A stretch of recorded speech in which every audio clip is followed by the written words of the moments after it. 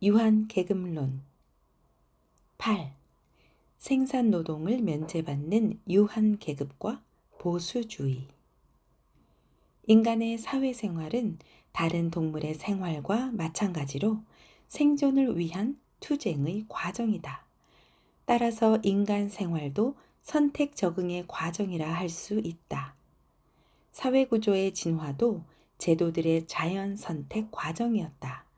지금까지 형성되었거나 형성 중인 인간의 제도나 인간 성격의 진보는 넓게 보면 가장 적합한 사고 습관의 자연 선택의 결과이자 인간의 삶을 규정하면서 생성해온 사회와 제도를 점진적으로 변화시켜온 환경에 각 개인들이 억지로 적응해온 과정의 결과라고 할 수 있을 것이다. 제도 자체는 인간의 정신적 태도와 기질을 보편적이거나 지배적인 유형으로 형성시킨 선택과 적응의 결과인 동시에 생활과 인간관계의 특별한 방법이기 때문에 자연 선택의 중요한 요인으로 작용한다. 따라서 그렇게 변화하는 제도들은 바야흐로 최적의 기질을 타고난 개인들을 선택하고 또 새로운 제도를 형성시킴으로써 변화한 환경에 각 개인의 기질과 습관을 적응시키기도 한다. 인간의 생활과 사회 구조의 발달을 규정하는 힘들이 궁극적으로는 생체 조직이나 물리적 환경이라는 용어로 환원될 수 있다는 것은 의심의 여지 없는 사실일 것이다. 그러나 한편으로 본 논의의 목적을 감안한다면 이런 힘들은 부분적으로 인간적일 수도 비인간적일 수도 있는 환경이나 많건 적건 일정한 육체적 정신적 조건을 구비한 인간 자체라는 용어로서 가장 잘 표현될 수도 있을 것이다. 전체적으로 그리고 평균적으로 볼 때 인간 자체도 다소 가변적이긴 하지만 요컨대 환경 적응에 유리한 변종이 자연 선택을 통해서 보존된다는 법칙을 따를 수밖에 없다는 사실도 의심의 여지가 없다. 유리한 변종의 선택은 아마도 상당 부분 인종적인 전형의 선택적 보존을 통해서 이루어질 것이다.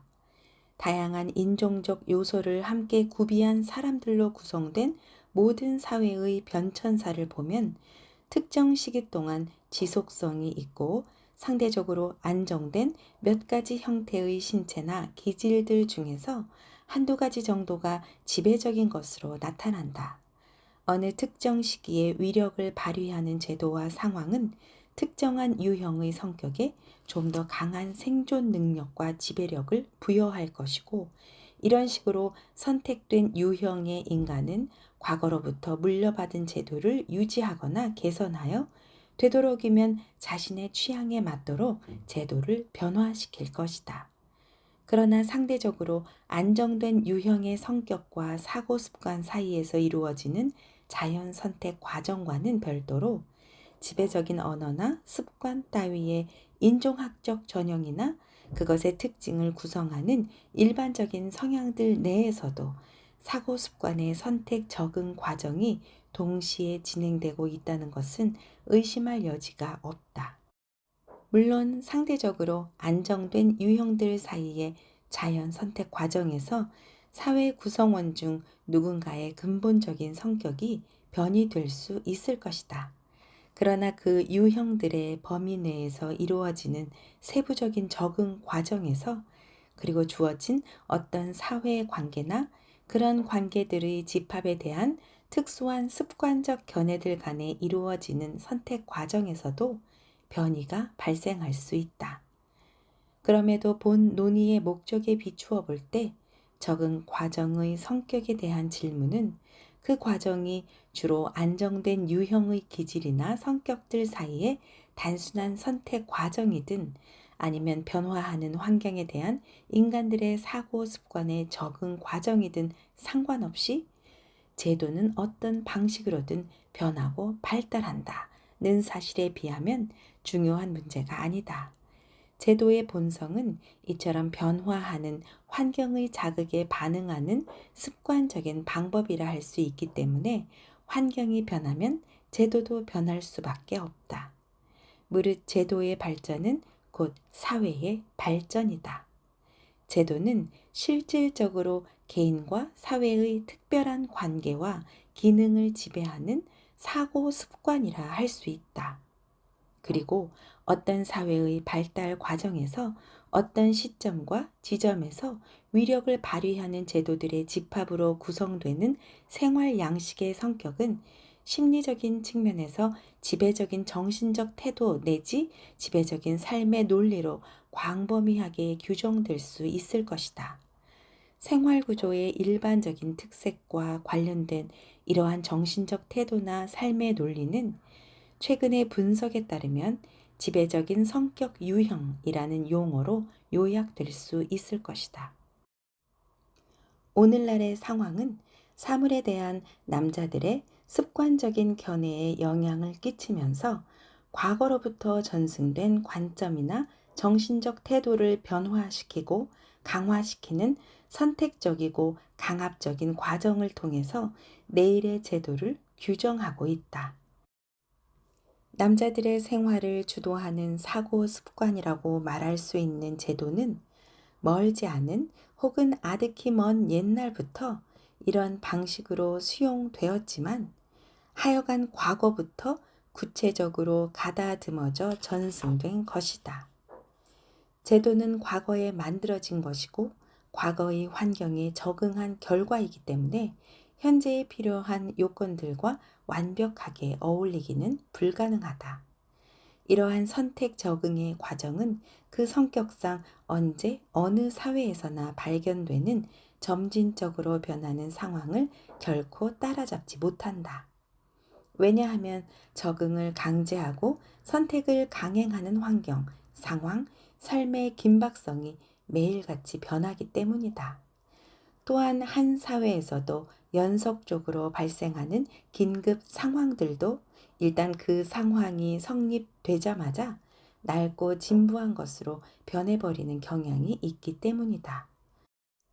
발전 과정에 있는 한 단계가 일단 확립되면 그 단계 자체는 새로운 적응을 요구하는 상황의 변화에 필요한 조건을 조성한다.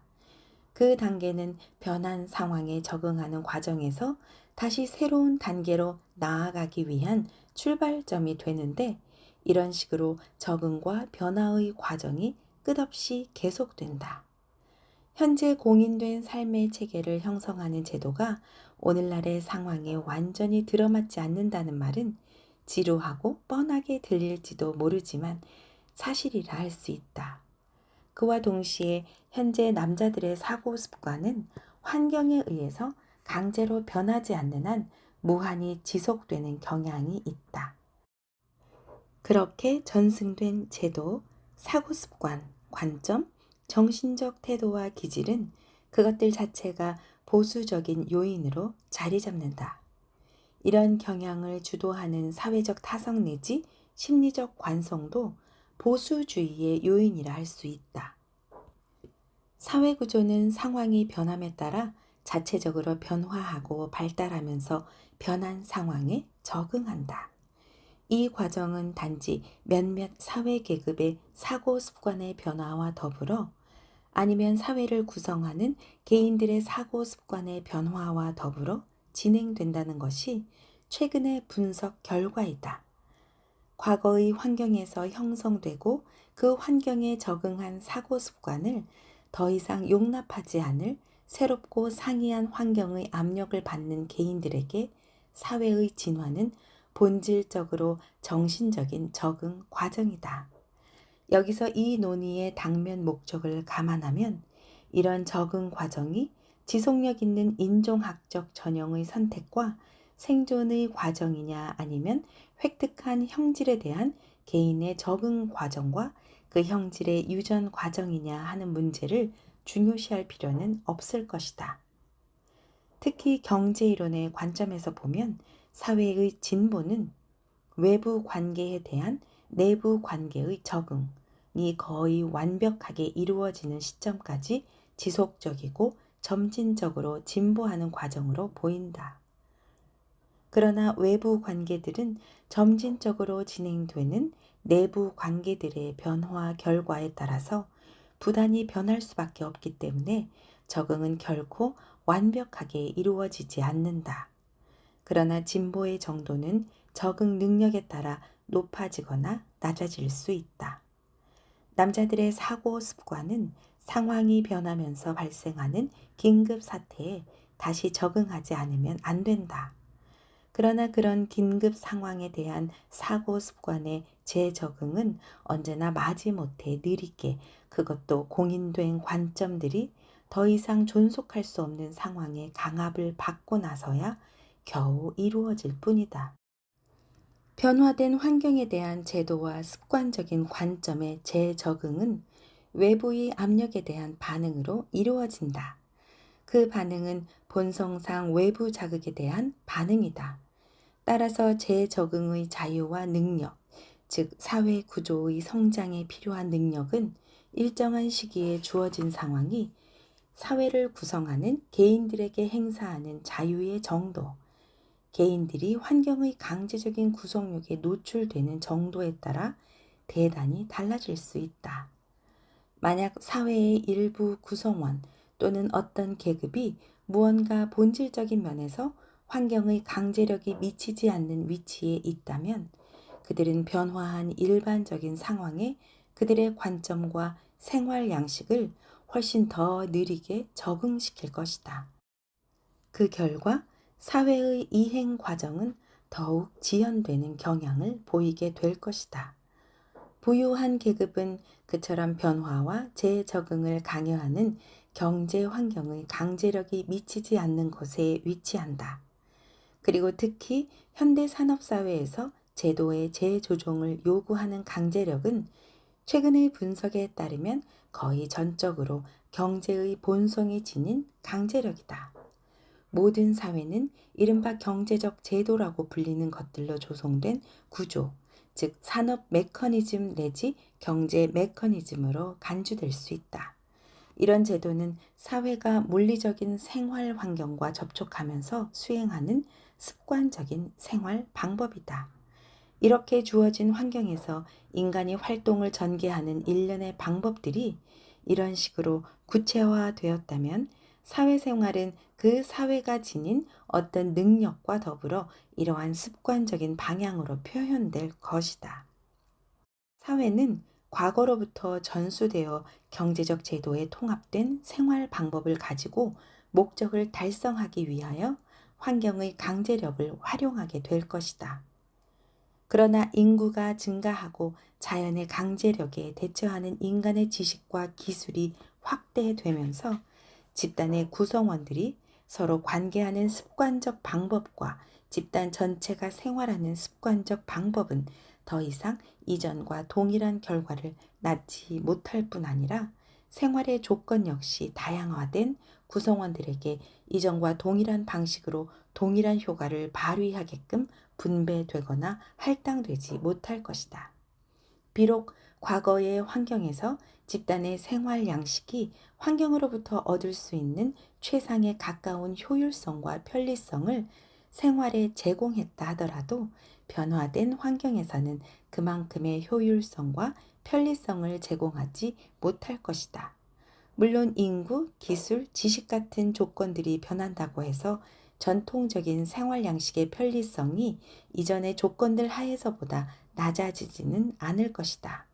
그러나 환경이 변할 때마다 전통적인 생활 양식도 그 환경에 맞게 변한다면 생활의 편의를 도모할 기회도 이전보다는 늘 줄어들 것이다.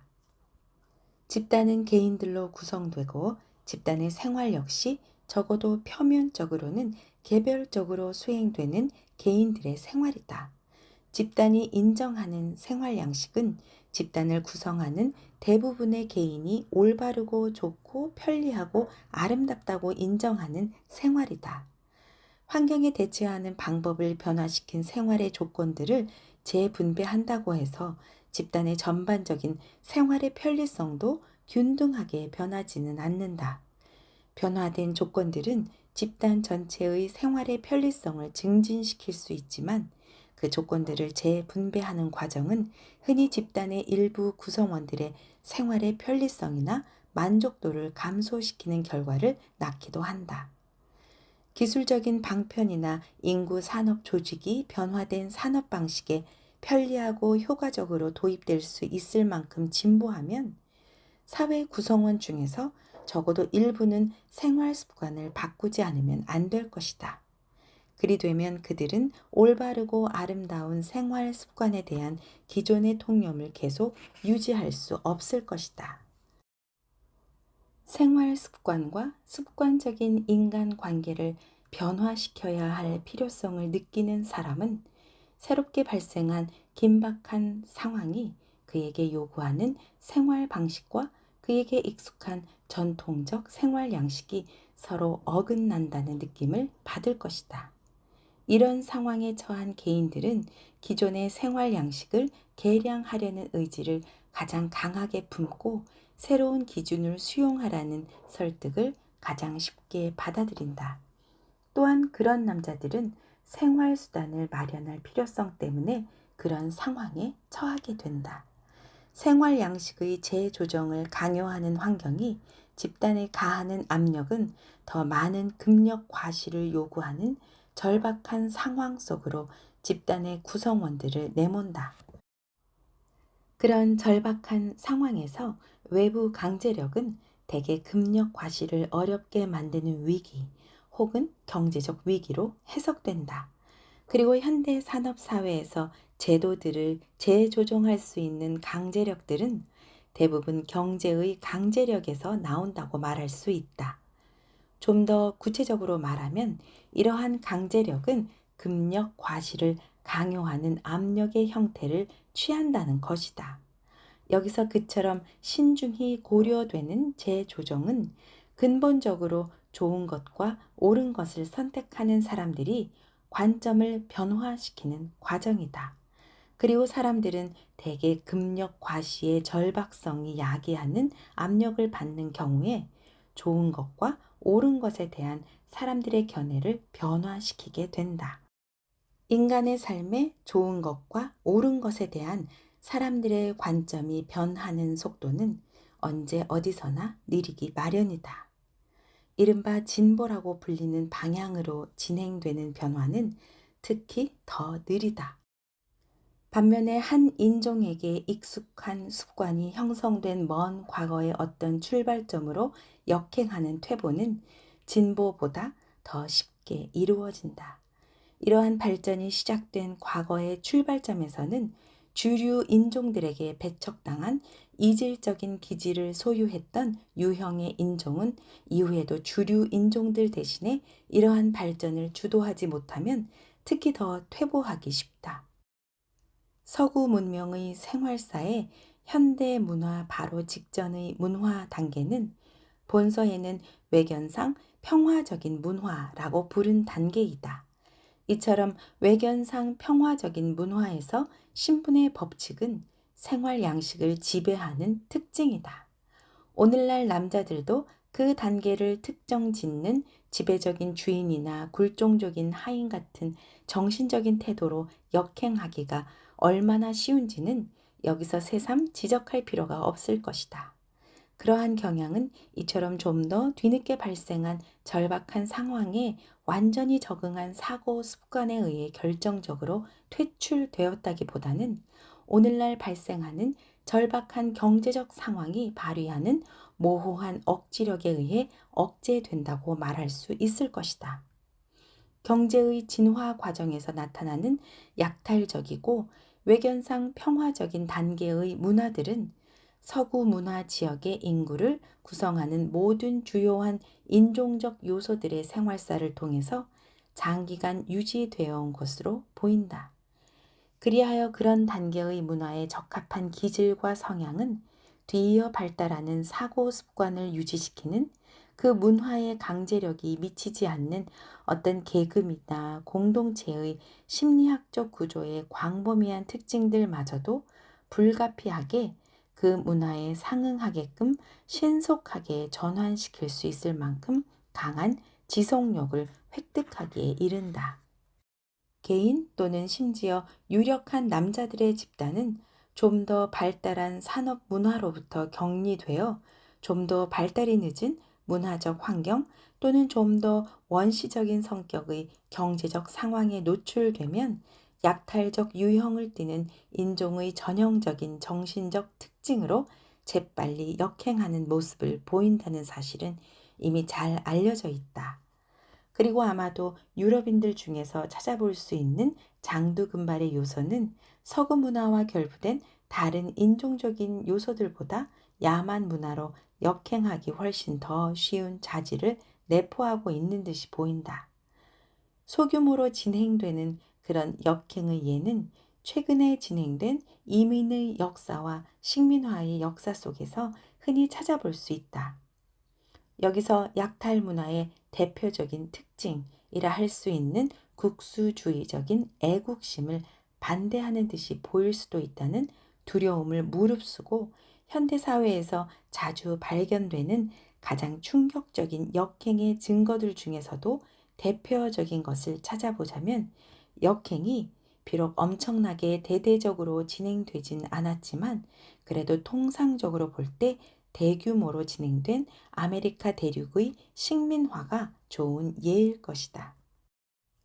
유한계급은 현대적이고 고도로 조직화된 사회라면 어디서나 찾아볼 수 있는 절박한 경제적 압력을 크게 받지 않는 위치에 있다. 생계수단을 얻기 위한 절박한 투쟁은 다른 계급들에게는 가혹한 일일지 몰라도 유한 계급에게만큼은 그리 고통스러운 일이 아니다. 따라서 우리는 사회 계급들 가운데서도 이처럼 특권적인 지위를 차지하는 유한 계급만큼은 제도를 더욱 발달시키고 또 변화된 산업 상황을 재조정하는 상황의 요구 사항에 대해서 최소한의 책임을 질 수 있는 계급이 되리라고 기대할 수 있을 것이다. 무엇보다도 유한 계급은 보수적인 계급이다. 사회에서 일반적으로 발생하는 절박한 경제적 사태들은 유한 계급의 구성원들에게 거침없이 혹은 직접적으로 충격을 주지 못한다. 그들은 완전한 의미에서 산업사회를 구성하는 유기적인 부분이 아니기 때문에 재산이나 금력을 상실하지 않기 위해서 외부 세계와 관련하여 변화된 산업기술의 요구사항에 부합하는 그들의 이론적 견해와 생활 습관을 억지로 바꿀 필요가 없다. 그러므로 이처럼 절박한 경제적 사정들은 유한 계급 구성원들로 하여금 기존의 질서를 그처럼 쉽사리 어기게 만들지는 못한다. 왜냐하면 기존의 질서야말로 그들로 하여금 습관화된 생활관과 생활 방법을 포기하게 만들 수 있는 유일한 질서이기 때문이다. 사회의 진화와 관련하여 유한 계급이 담당하는 임무는 진화의 운동을 지연시키고 과거의 것들을 보존하는 일이다. 그러나 이 명제는 결코 신기하지도 않고 오래전부터 일반인들이 알고 있던 상식의 하나에 불과하다. 부유한 계급의 본성은 보수적이다. 라는 유력한 명제는 문화의 발전 과정에서 부유한 계급이 차지하는 입지와 인간관계에 대한 이런저런 이론적인 견해의 도움을 특별히 받지 않더라도 일반인들 사이에도 널리 인정을 받아왔다. 이 계급의 보수주의에 관하여 제시되는 설명들은 주로 이 계급은 기존의 조건을 유지하고 무익한 기득권을 지키기 위해 혁신을 반대한다. 라는 투의 시샘어린 설명일 경우가 많다. 그런데 이러한 설명은 어떤 무익한 동기에 대해서도 책임을 묻지 않고 있다. 사실 문화적 양식의 변화에 대한 이 계급의 반감은 본능적인 감정일 뿐 아니라 이 계급의 첫째 가는 관심사도 물질적인 이해타산이 아니다. 그러한 반감은 기존에 받아들여지고 있는 행동 방식이나 세계관에서 비롯된 본능적인 반발심이요.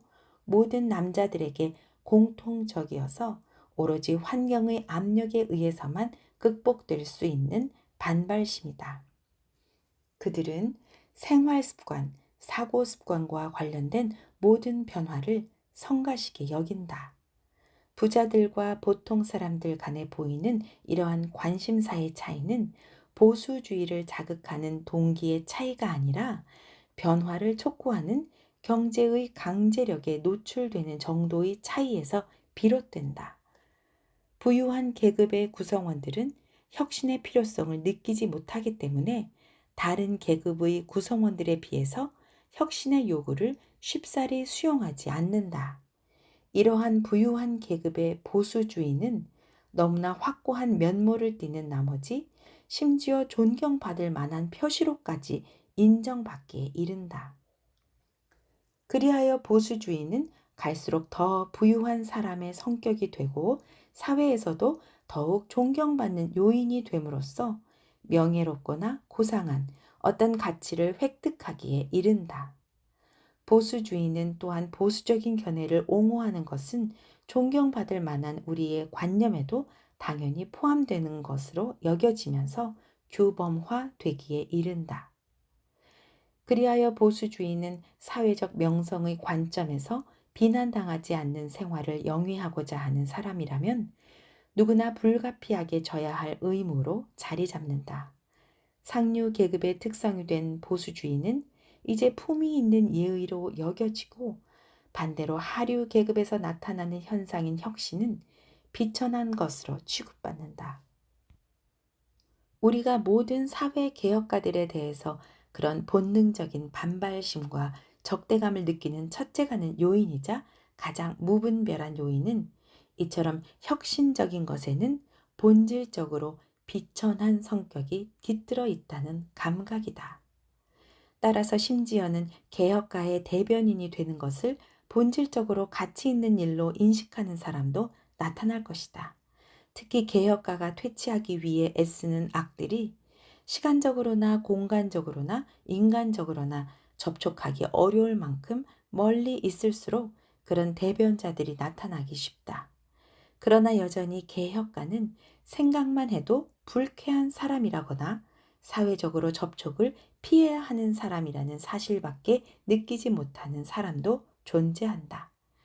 그런 사람에게 개혁은 바람직하지 못한 형식으로 보이기 때문이다.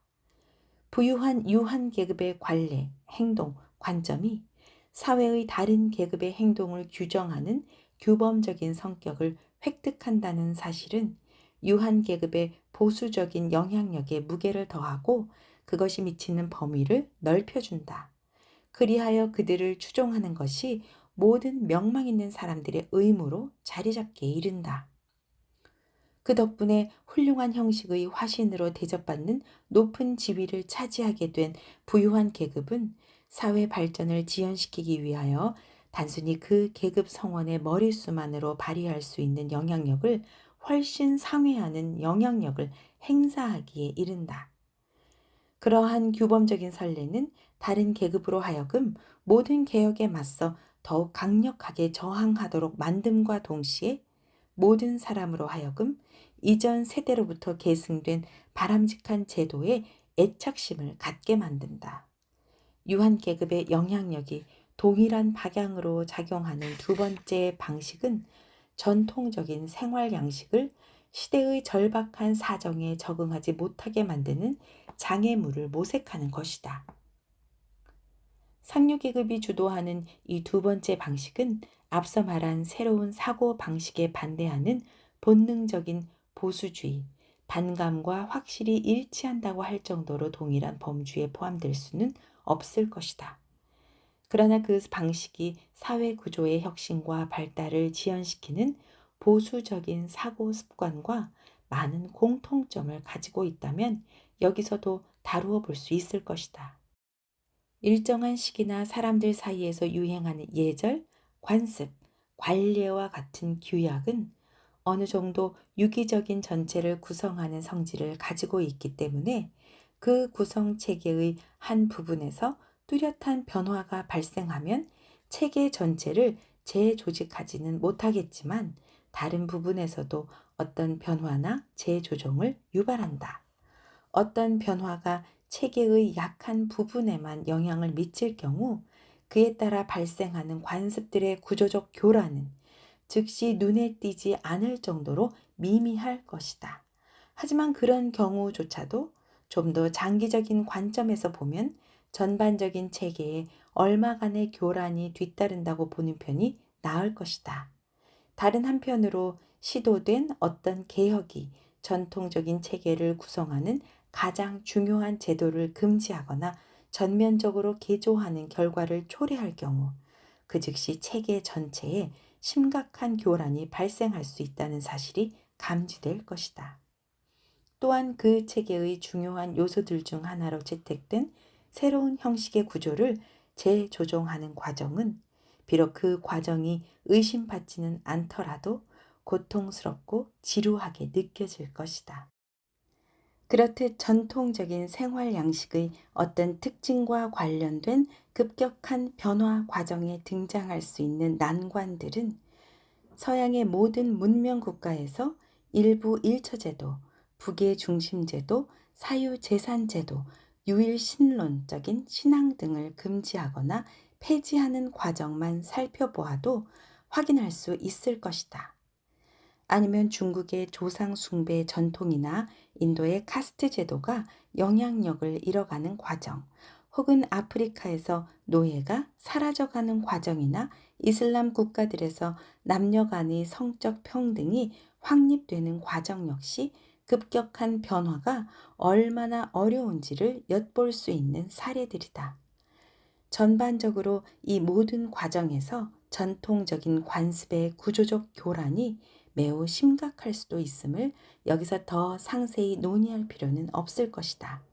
그런 개혁이 효과를 발휘하려면 당장 문제가 있는 생활 양식의 취약 부분은 물론 다른 부분들에서도 매우 장기적이고 광범위한 남자들의 사고 습관의 변화가 뒤따라야 할 것이다. 그와 같은 개혁이나 혁신에 대한 반감은 본질적으로 이질적인 생활 양식을 기피하는 데까지 이르게 된다. 기존의 생활 방식을 탈피하라는 주장에 대해서 선량한 사람들이 느끼는 반발심은 일상생활에서도 익숙하게 경험할 수 있는 사실이다. 흔히 사회에 유익한 충고나 훈계를 한답시고 영국 국교회 폐지, 이혼 절차 간소화, 여성 참정권 승인, 알코올성 음료 제조 및 판매 금지, 유산 상속의 폐지 또는 제한 조치 같은 비교적 사소한 변화들이 사회에 치명적인 악영향을 장기적이고 광범위하게 미칠 것이라며 열변을 토하는 사람들을 우리는 심심찮게 접할 수 있다. 그들은 이 모든 개혁들이 사회 구조를 뿌리부터 뒤흔들 것이라거나 사회를 혼란에 빠뜨릴 것이라거나 도덕성의 기반을 뒤엎어버릴 것이라거나 삶을 각박하게 만들 것이라거나 자연의 질서를 교란시킬 것이라거나 하면서 비난을 그치지 않는다. 이렇듯 다채로운 상투어들은 모두 의심할 여지 없이 과장된 성격을 갖고 있기 마련이다. 그러나 다른 모든 과장된 상투어들과 마찬가지로 이런 비난들은 그렇게 비난하는 자들 역시 자신들이 묘사하려는 결과의 심각성을 생생하게 느끼고 있다는 증거이다. 개혁과 마찬가지로 이러한 비난들도 기존의 공인된 생활 양식을 교란시키는 효과를 발휘한다. 이런 효과는 사회를 구성하는 남자들의 편의를 위해 고안된 일련의 항목들 중에서 단순히 단 하나만 변화시키는 것보다는 훨씬 더 중대한 결과를 낳는 것으로 느껴진다. 최고로 중요한 개혁이 확실시 될수록 그보다 중요성이 떨어지는 눈앞의 변화는 분명하게 실감되지 않는 것이 사실이다. 변화에 대한 거부감은 대개 이미 이루어진 어떤 변화가 필수적으로 요구하는 성가신 재적응에 대한 반감이기 마련이다. 그리고 이러한 기존의 어떤 문화 혹은 인민과 관련된 제도 체계의 결속력은 사고 습관의 변경을 요구하는 모든 변화에 대한 남자들의 본능적인 저항감을 강화시킨다. 이처럼 제도들 사이에 존재하는 결속력에 의해 증대된 거부감 때문에 사람들이 변화와 개혁에 재적응하려면 다른 어떤 경우보다도 많은 심적 에너지를 소비할 수밖에 없다. 기존의 사고 습관들을 변화시키려는 노력은 단지 불쾌감만 유발하는 데 머물지 않는다.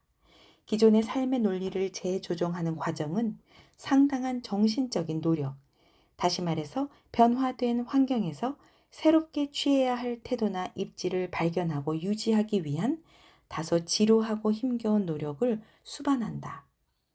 이 과정은 일정한 에너지의 소비도 요구할 뿐 아니라 특히 그런 노력이 성공하기 위해서는 일상적인 생존 투쟁에 필요한 것보다 훨씬 많은 에너지를 소비해야 할 것이다. 그 결과 사치스런 삶 못지않게 영양 부족과 과도한 육체 노동 역시 진보의 기회를 봉쇄하고 불만을 진압함으로써 효과적으로 진보를 저지할 수 있다는 견해가 등장한다. 일체의 에너지를 일상적인 생존 투쟁에 쏟아 부어야 하는 절대 빈곤자들은 내일을 생각할 여유조차 없기 때문에 보수적일 수밖에 없다. 동일한 맥락에서 부유한 사람들은 현재의 상황의 불만을 거의 느끼지 못하기 때문에 보수적일 수밖에 없다. 이러한 명제로부터 유한 계급 제도는 가능하면 하류 계급의 생존 수단까지 박탈하여 하류 계급의 소비력과 가용 에너지를 축소시킴으로써 하류 계급을 보수화시킬 뿐 아니라 새로운 사고 습관을 배우고 거기에 적응하려는 하류 계급의 노력마저 불가능하게 만든다는 논리가 도출될 수 있다. 이 논리는 금력이 강한 상류 계급이 부를 축적할수록 금력이 약한 하류 계급은 더욱 심한 궁핍과 박탈감에 시달린다는 의미를 내포하고 있다. 그리고 어디서나 찾아볼 수 있는 민중의 궁핍과 박탈감이 모든 개혁을 가로막는 심각한 장애 요인이 될 수 있다는 논리는 이미 상식에 가깝다. 부의 불평등한 분배는 이처럼 개혁을 가로막는 직접적인 억제 효과를 발휘한다. 이 억제 효과는 동일한 결과를 가져오는 간접적인 효과의 뒷받침을 받는다. 앞에서도 보았듯이 명성 획득 규범을 고정시키는 과정에서 상류 계급이 선보인 절대적인 선례는 과시적 소비를 부추긴다. 물론 모든 계급들 사이에서 체면 유지 기준의 주요 구성 요소 중 하나로 유행하는 과시적 소비가 부유한 유한 계급이 선보인 선례에 전적으로 기원을 두고 있는 것은 아니지만 그런 선례가 과시적 소비를 위한 행위와 집착을 강화한다는 것만은 의심할 여지 없는 사실이다. 이와 관련하여 체면 유지의 필수적인 요건들은 매우 중요하고 절대적인 위력을 발휘한다. 그에 따라 생계에 필요한 것보다 훨씬 많은 재화를 소비할 수 있을 만큼 넉넉한 금력을 보유한 계급들 중에서는 좀 더 시급한 육체적 욕구를 충족시키고 남은 여유 자금을 육체적인 안락이나 생활의 만족을 더하는 데 사용하기보다는 품위 과시용으로 전용하는 경우를 심심찮게 볼 수 있다.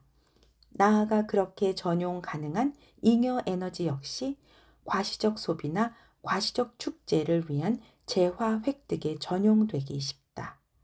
그 결과 금력 과시적 명성 획득의 필수적인 요건들은 1. 생계조차 어려운 처지에서도 과시적 소비를 위한 금전만큼은 남겨두게 만들고 2. 당장 부족한 의식주를 해결하고 남은 모든 가용 에너지를 흡수해버리는 경향이 있다. 그리하여 사회 전체에 걸쳐 일반적인 보수적 태도를 강화하는 결과를 낳는다. 유한계급 제도는 직접적으로는 1. 그 계급 특유의 타성을 통해서 2.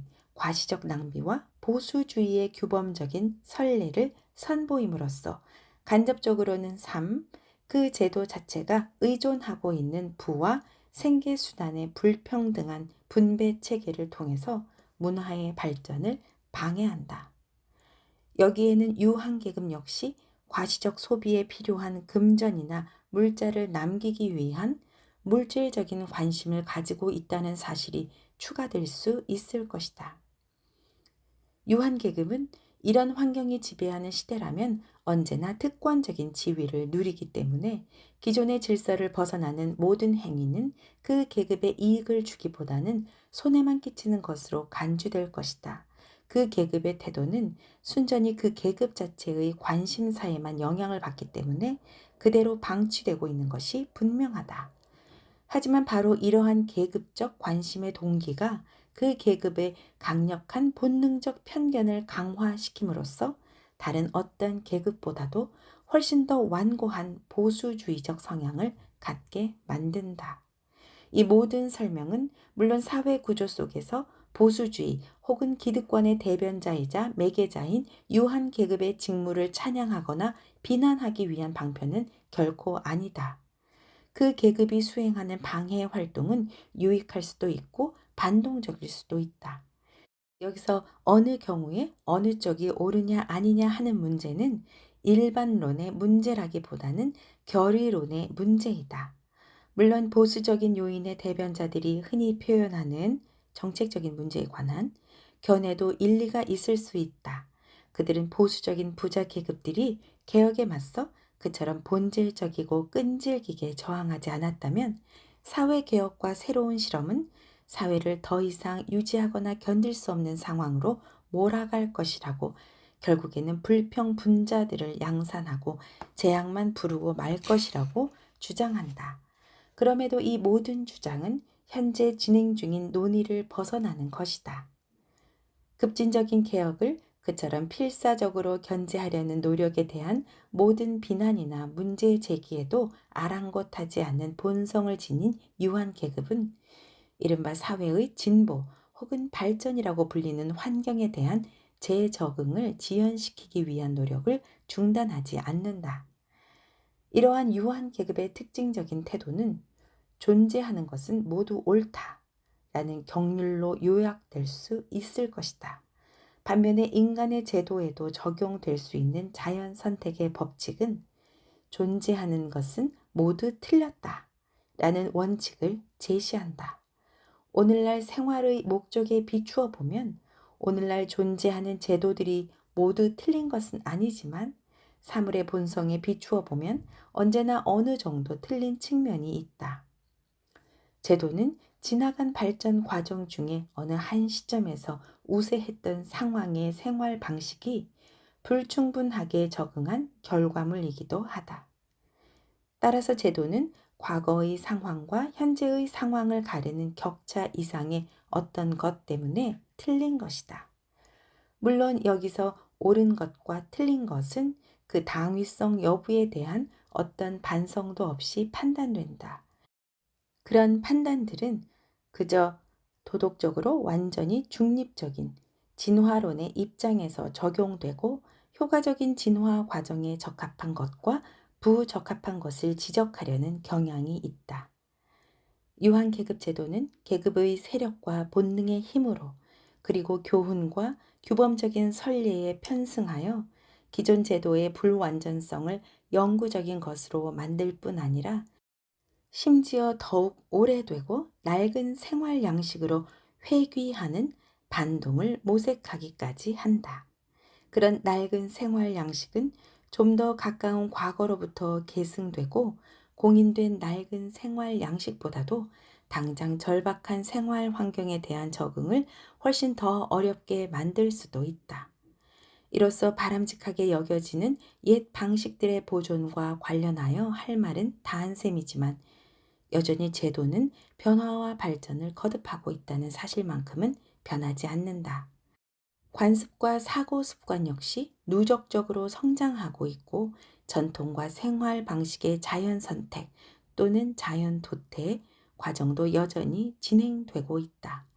이러한 발달 과정을 선도하면서 지연시키기도 하는 유한 계급의 직무에 관해서도 좀 더 언급할 필요가 있을 것이다.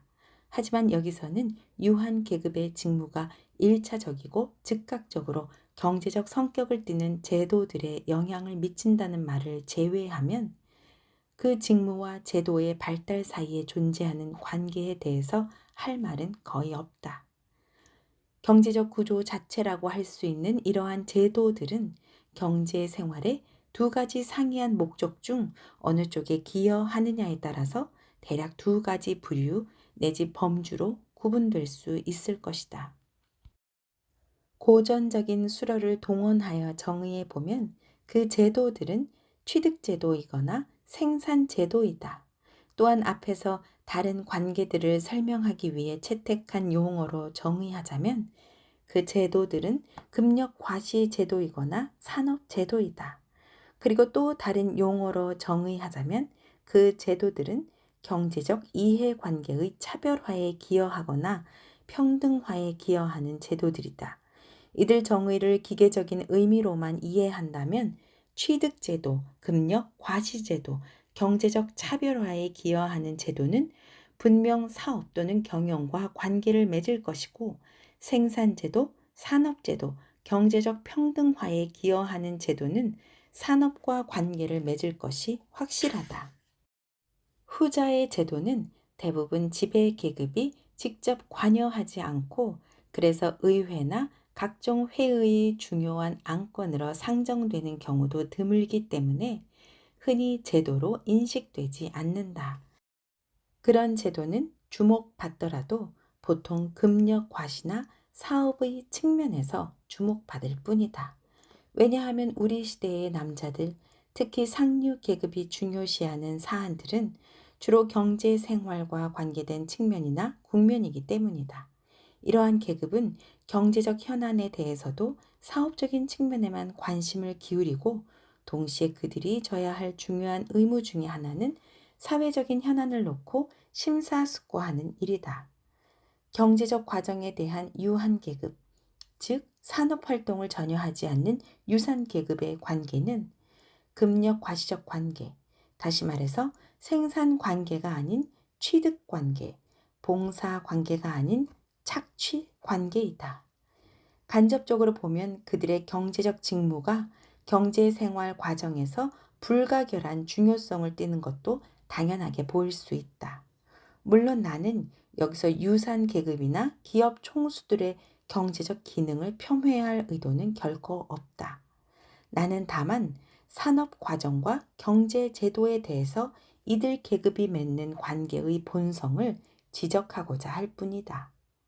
그들의 직무는 기생적인 성격을 띠고 있는 까닭에 그들의 관심사는 최대한 많은 자산을 그들만의 용도에 맞게 전용하고 그렇게 독점한 모든 것을 보존하는 것이다. 사업계의 관습들은 이러한 약탈 원리나 기생 원리의 선택적인 감시 감독 아래 발달했다. 그런 관습들은 시간상의 차이는 다소 있겠지만 과거의 약탈 문화에서 파생된 소유의 관습이다. 그러나 이러한 금력 과시 제도들은 지금과는 다소 상이한 과거의 상황에서 발달했기 때문에 오늘날의 상황에 완전히 들어맞지 않는다. 따라서 그 제도들은 금력 과시용으로는 기대만큼 큰 효력을 발휘하지 못한다. 산업사회의 삶이 변하면 취득의 방법도 변할 필요가 있다. 그리고 지속적으로 진행되는 산업 과정은 개인 소득의 원천이기 때문에 금력을 보유한 계급들은 이러한 산업 과정과 일치하는 개인 소득을 최대한 늘리는 효과를 발휘하게끔 금력 과시 제도를 적응시키는데 일정한 관심을 기울인다. 그리하여 유한계급이 주도하는 제도의 발달 과정은 유한계급의 경제 생활을 규정하는 금력 과시라는 목적에 부응하여 어느 정도 일관된 경향을 띠게 된다. 금력에 대한 관심과 금력 중심의 사고 습관이 제도의 발달에 미치는 영향은 사유재산 보호, 계약의 강제 집행, 금전 거래를 위한 편의시설, 기득권 등을 규정하는 법령과 관습들을 통해서 엿볼 수 있다. 이런 규정들은 파산제도나 재산관리제도, 유한책임제도, 금융제도, 통화제도, 노동자들이나 고용주들의 단결권, 기업 합동 제도나 공동 출자 관리 제도 등에 영향을 미치면서 변화한다. 이런 종류의 사회적 제도 장치는 유산 계급에 대해서만, 그리고 그들이 소유한 자산에 비례하여, 다시 말해서 그들이 유한 계급과 어깨를 나란히 할 수 있는 정도에 따라 직접적인 영향력을 발휘한다. 그러나 간접적으로는 이러한 사업 중심의 생활 관습들은 산업의 진행 과정과 사회적인 삶에 가장 중대한 영향을 미친다. 또한 제도의 발달을 이런 방향으로 이끌어가는 금력 보유 계급들은 공인된 사회 구조를 보존함과 동시에 적합한 산업 과정을 규정함으로써 사회의 가장 심각하고 중대한 목적에 이바지하게 된다. 이러한 금력 과시 제도의 구조화와 개선을 선도하는 당면 목표는 평화롭고 조용한 착취를 더욱 용이하게 만드는 데 있다. 그러나 그러한 착취는 이와 같은 당면 목표를 뛰어넘어 좀 더 장기적인 효과를 발휘한다. 사업하기가 좀 더 편리해질수록 산업과 산업계 밖의 생활에 존재하는 불안 요소를 줄이기 쉬울 뿐 아니라 일상에서 치밀한 차별화를 요구하는 혼란과 분규를 해소함으로써 금력 보유 계급 자체를 흘러 넘치게 만들 가능도 커진다. 금전 거래가 일상화되고 기계화될수록 기업 총수는 불필요한 존재로 전락할 수 있다. 이런 과정은 물론 먼 미래에나 완결될 것이다. 현대 제도들의 관심사인 금력 과시에 유리하게 작용하는 제도적 개선 작업들은 다른 한편으로 기업 총수를 영혼 없는 주식회사로 대체하는 경향이 있고, 유한 계급이 담당하는 중대한 기능인 소유권을 불필요한 것으로 만든다. 그러므로 유한 계급이 경제 제도의 발달에 끼치는 영향 때문에 발생하는 긴장은 간접적으로는 산업에 대해서도 매우 중요한 영향을 끼치게 된다.